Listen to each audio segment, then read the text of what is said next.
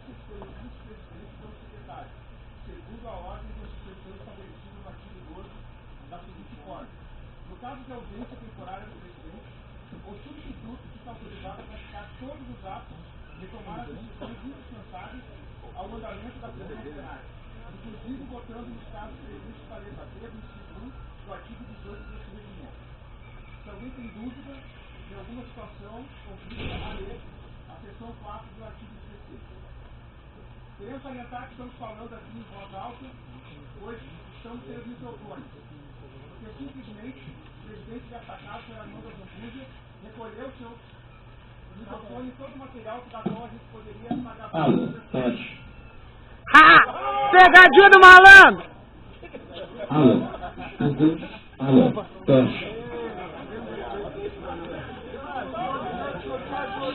Aí, ó, aqui é o cara veio aqui e solucionou o problema na Câmara de Vereadores. Lê de novo, Aguirre, ó Aguirre, lê de novo. Lê de novo, lê de novo.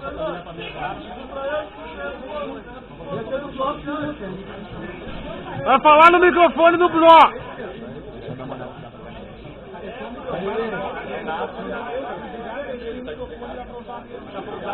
É que ele tá gravando em notebook, o microfone tá gravando, a gente não fala no microfone, ele tá gravando. Vê como é que tá a voz aí. Alô, som.